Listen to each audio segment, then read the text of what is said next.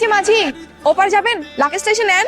বুঝতে পেরেছি, টাকা পয়সা না দিলে আপনি ব্যাগ ধরবেন না, তাই তো? ঠিক আছে, সমস্যা নেই, আপনাকেও এক্সট্রা টাকা দিব। একটু ধরেন, এসে অনেক ভারী।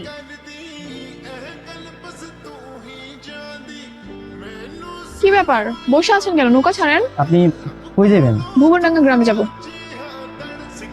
আরে কি হলো, নৌকা এভাবে দুলছে কেন? আপনার কি নৌকা চালানোর লাইসেন্স আছে? নৌকা চালাইতে আবার লাইসেন্স লাগে নাকি?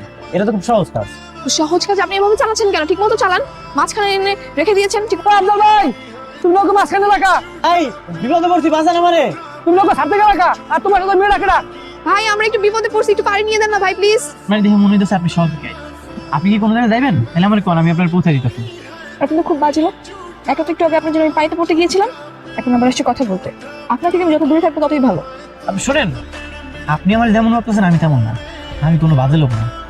আমি আসলে আপনার দেখে অবাক হয়ে গেছিলাম, তখন কি নাকি কইরা ফেলেছি কিছু বুঝতে পারিনি।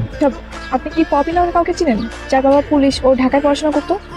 আমি তো গ্রামে একজন পুলিশ আছে, ওনার মাইয়া আছে, ফর্সা বিড়া। হ্যাঁ হ্যাঁ হ্যাঁ, ফর্সা করে, ওটাই। চলেন, আমি আপনার নিয়ে যেতেছি। আচ্ছা, এখান থেকে কত দূর?